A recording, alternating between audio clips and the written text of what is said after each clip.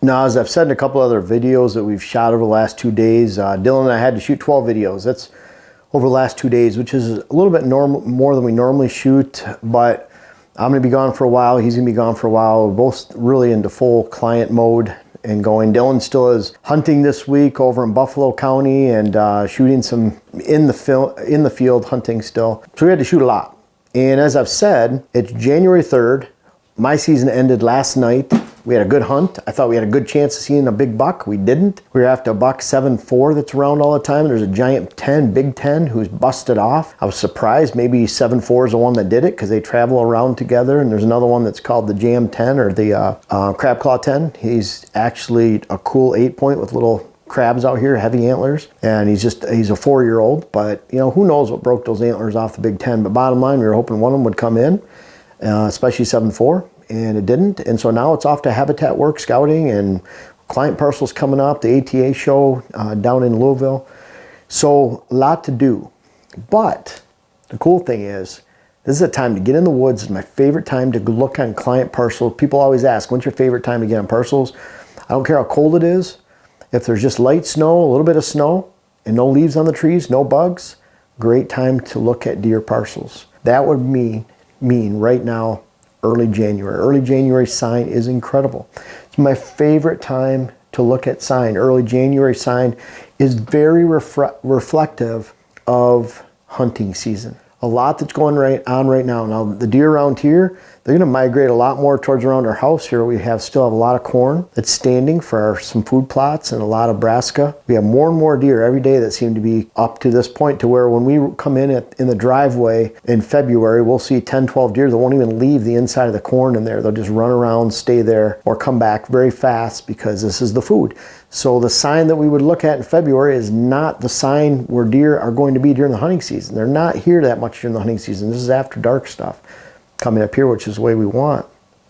So this is a really good time to see in January, right after the season. And I know some seasons are extending into February, but this is a great time to see where the sign relates to where you hunt in October, November, and December. Really good time to look. I'm looking at limits of cover by rubs. What do I mean by that? Obviously, when you go out in big open areas where deer aren't spending a lot of time, there's not going to be a lot of rubs.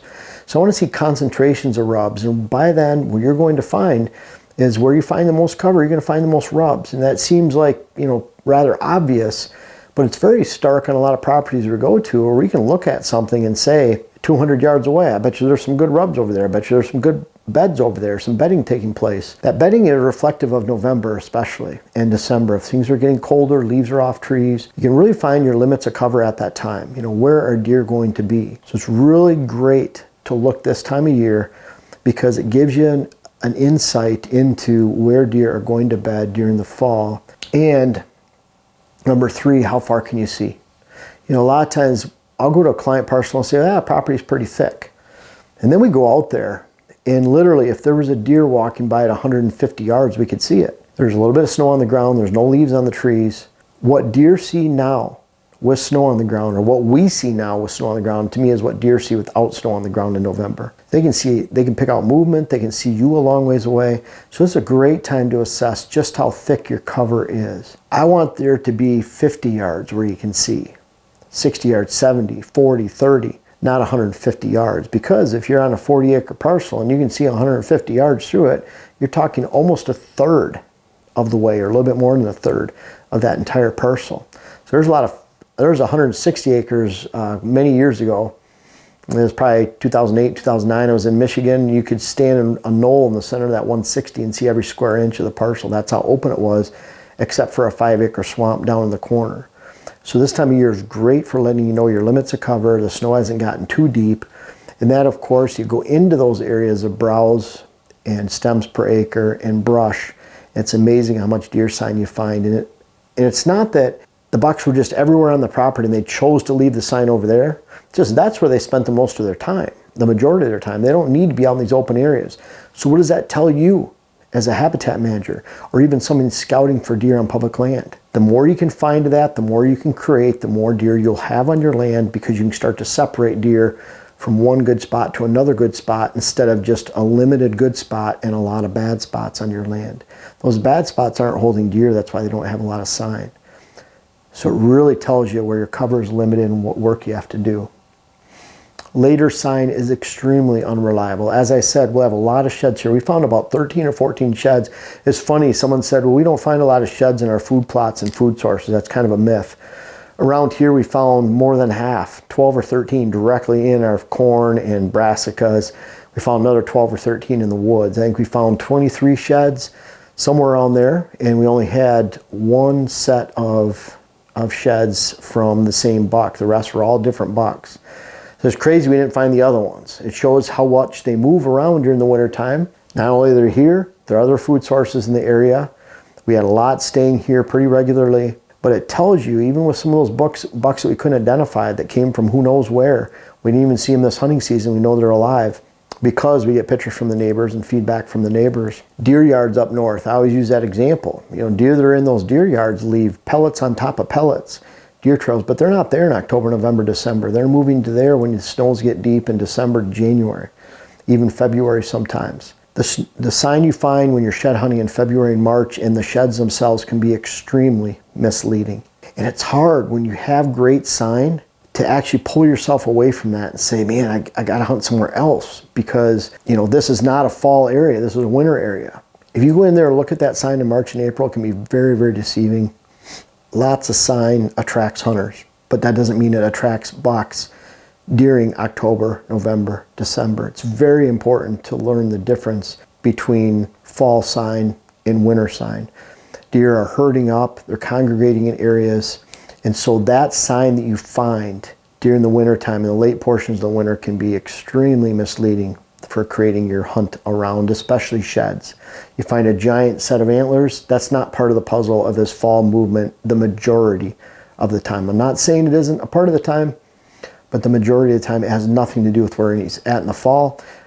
I tell a story a lot. I had someone in Coon Valley a long time ago, probably 08 and 09, right around there, 2010, come up to me at the Stockyard Bar and Grill right there in downtown Coon Valley. And they saw me sitting there and they said, hey, I've seen some of your bucks you've shot on social media. And he was from Minnesota. His name was Paul. And he said, we find a lot of those sheds and we see those bucks during the summertime, but we don't see them during the fall. And it's about 1.5 miles away, straight as a crow flies, through different hollows. So a lot of those bucks are going up in one direction. We're shooting them 1.5 miles away, and we're seeing them quite regularly. Just re-emphasizing the fact that not only are they not there during the late winter, where they're at during the fall, but certainly during the summertime as well. So when it gets down to it, you can probably guess number 5 here. I'll make this a pretty quick video for you. Not a lot of discussion. Best time to scout for deer? We're creating this on January 3rd right now. It's right now, right after the season ends. Don't wait till February or March. This is a great time to get out and scout. Actually, we're getting out and creating bedding areas now. We're looking for where deer are bedding right now, how much browse are relating to. We're looking at a lot of these things right now, even on our own property. If you're going out on public land, this is a great time to find where deer might potentially be during the hunting season, especially October, November.